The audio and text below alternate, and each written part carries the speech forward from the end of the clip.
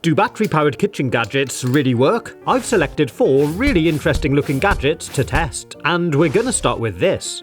An electric jar opener. Apparently, it's fully automatic and fits different sized jar lids. And wow, check this out. It's quite a large thing, isn't it? I guess there's quite a lot going on inside. If we take a look at the bottom, there's these large gear teeth here, and these arms at the bottom have got these flexible rubber grips. So it's powered by 2 AA batteries, which you slide in under this cover here. The cover does feel a little bit thin and weak, but apart from that, the whole thing does feel really quite solid. So I'm going to try pressing the button to see what happens. Ha! Check that out! The whole thing starts to rotate. And then it starts to open back up. I did speed up this footage a bit, but let's try it out. We're going to try it out on 3 different jars. This small thin one, which is still factory sealed, this large one, which I'm going to tighten up by hand as much as I can first, and finally an unconventional shaped jar, which we'll look at in a minute. So for this pesto, I sat the unit down on top and pressed the button. You do have to keep your finger on the button for a little while, and then once you remove it, it does it all automatically. Well, there it goes. It's gripped the lid, and those other arms are coming in. Now that's firm on the jar, and will it twist it? Yeah, there we go. It's broken the seal and it's undoing it. Oh, that's amazing. Pretty cool, huh? Completely effortless from my part. And the whole thing took just under a minute. And we can just lift the lid off. So for this larger jar, I'm screwing on the lid as tightly as I can. And let's take a look. It does seem to be struggling a little bit. But then, yeah, check that out. It's done it. And you can see just how tightly it grips as the thread jumps over itself as it's undoing. This one was a bit quicker because the jar's a bigger diameter, so the arms don't have to move in so much. And the final jar is this. A jar of Nutella. It's got quite a deep lid, and it's a funny shape. I don't think it'll grip the shoulders very well here. So I'm going to turn it around, and hopefully it'll grip here. So let's give it a go. And it looks like it's gripping. And, yes, it's got it. Check that out, it's worked perfectly. What a cracking gadget for anyone who needs something like this. I'm definitely going to give this 5 stars. If you want to buy any of the gadgets, there's links in the description, and if you're enjoying this content, please do consider subscribing. Next we're going to take a look at this. Battery-operated spice pen. It's for drawing your own designs on drinks and desserts, and apparently, according to the box, it's the first and only kitchen gadget designed to make creative messages and drawings with all natural materials found in food, such as cinnamon, instant cocoa powder, Hungarian paprika, ground parsley, ground sugar, and more. It offers a great way to surprise loved ones with a thoughtful message written in their favourite spice, and is perfect for adding a little extra spice to parties and gatherings. Okay, so let's give it a go. And here it is. It looks kind of dolphin-like. There's a removable cover on the back here, and it comes pre-installed with 2 batteries. And if I press the button, oh yeah, you can hear the motor. I can't really feel anything out of the front. So we can use this to draw designs on a cup of coffee, so I put a mug under the machine to make one, and while it's brewing, I'm going to fill up the device with some ground cinnamon. The spoon's too big, so I'll use the handle. And you've got to be careful it doesn't go everywhere. Once you're done, clip the cover back on. And I'm going to try it into my hand. Oh blimey, that came out a bit heavy. Yeah, it just kind of pours out. I was expecting more of a delicate mist. But once my coffee had brewed, I topped it with some nice frothy milk, and I'm ready to try some designs. In my head, I've got some visions of beautiful artwork, but let's start with something simple, like a heart.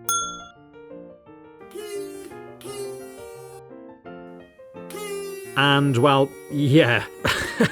Not quite what was in my head. Kinda looks a little bit more basic than I would have liked. I wonder if I can kind of blend it a little with a spoon. No, that's clearly not working. But how about a nice sunshine?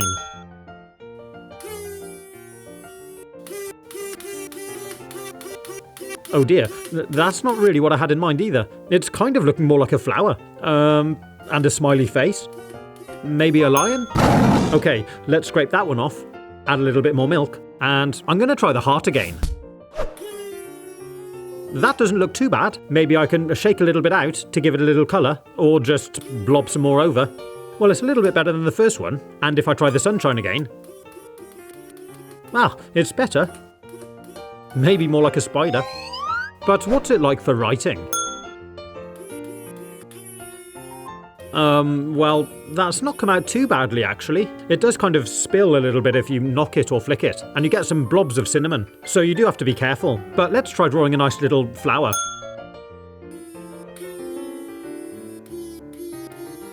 That's come out okay. I'll sprinkle over a little dust, scrape that one off, and now I'm going to try a kind of wintry snowflake design. I'm hoping this doesn't end up looking more like a spider's web. But, well, that actually doesn't look too bad. It's by no means coffee shop standard, but for a fun little gadget that you can experiment with at home, I think is quite cool. And overall, I'm going to give this gadget 3 stars. Next up, we've got this, an electric peeler. Now that does sound curious. It came in this box, and apparently there's a number of attachments. Let's open it up and take a look. So this is the unit. There's a button here, and a slot in the top. I guess that's for the attachments, and these must be the blades. This one's just a standard peeling blade. This one looks just the same, but you can use it in either direction. And this serrated one is a julienne cutter. To power it, we need to install 3 AA batteries in the handle here. Then select your cutter. I'm starting with a standard one, and it just clips into the slot. These blades are all very sharp, so you do need to be careful. Let's try turning it on. Wow, check that out. I can see now it vibrates very quickly back and forth. So I guess this is supposed to help with the peeling. I'm going to test it on a carrot, and it doesn't seem to be working all that well. Oh, that's a bit better. It does feel super light. I'm not really having to push down at all. It's like a hot knife through butter. But what I did find is there's not a lot of flex in the blade. So if we look at a standard peeler, I'm able to lift my hand up to quite an angle, whilst the cutting blade maintains contact on the vegetable. But with this one, as I lift my hand up, the cutting edge actually loses contact with the carrot. So if there's any lumps or bumps on your vegetables, the blade can lose contact, resulting in shorter bits of peel. But I'm swapping it out to try the 2-way cutter. This one seems to be a lot better. I can actually hold the peeler at a decent angle away from the carrot, and it maintains contact. And actually is peeling it so easily. That's definitely making light work of it. I think it's a combination of the vibrations, but also a very sharp blade. But check it out on this potato. I can kind of just keep peeling away a long ribbon. It does feel a little bit unnatural pushing the peeler rather than pulling it, but you can see here how it's easily peeling it, and I'm hardly having to put any force on the peeler at all. If I use a manual peeler to compare, I'm definitely having to push it down a lot harder. That might not be a problem for most people, but if you have any dexterity needs, this may be really useful. And finally, let's try the julienne cutter. This does look vicious and very sharp, so I swapped it out with the other one. And I'm going to try it with this carrot. Well, there we go, 1 pass, and check that out. They've come out really well. Let's do a few more and see how it goes. I can actually hear the motor starting to strain a little bit as we get deeper into the carrot. It's a lot harder, and it did start to struggle. I also found that the vibrations were making the carrot shake so much. It was getting difficult to hold, so I actually tried just turning it off, and because the blade is so sharp, I still got fantastic results. I think if you're doing julienne carrots like this, you're better having it switched off. I can see how this gadget would definitely be useful for some people, although it does have its limitations, so I'm going to give it 3 stars. Next we're going to take a look at this. It's a portable sealing machine, and apparently it sucks air out of a mason jar to help with preserving things. So this must be the pump here. It's quite a chunky looking thing. It feels nice and solid. There's a button on the top here, and underneath there's this flexible seal, and a hole in the middle here which creates the vacuum. You can actually twist this piece here to unlock it and remove it, and use just this part for wider opening jars. Inside this little box there's 10 spare lids, 5 standard size, and 5 of the larger ones. Now this unit's got an inbuilt rechargeable USB battery. And to charge it, it's got a handy USB-C port, and it displays the battery level, and we'll be testing it on these mason jars. These have got this 2-part lid. I emptied them out, peeled the stickers off the bottom, and gave them a wash. You may need to use boiling water to destroy any bacteria. But now the pump's charged, let's see what happens when you press the button. You can hear the motor inside running. It's sucking up air through the hole to create a vacuum. So let's try it out with a jar. We sit the cap on, like this, then place the unit down over the top, and press the button. You can see there's a little timer that starts to count up, and as it starts creating the vacuum in the jar, the noise of the motor starts to change pitch. After 20 seconds, it came to a stop, and there we are, it should now be firmly stuck on. Let's give it a turn. Yeah, check that out. It's not dropping off. And if I try lifting it gently with my thumb, nope, it's definitely stuck. I can even bounce the weight of the jar off the lid. They also supply us with this little opener, so when you finally do want to get back into your jar again, you can use it to pry the top off. I did find it was also possible to do with my thumb. But once you have used these lids, it does crush down the seal, and I did find I sometimes had issues with sealing it. if I was reusing a lid, so it is really handy they supply us with extras. But let's try it for real. Maybe you've been making some preserves or pickling something like this. So I placed the top on, then the pump, and switched it on.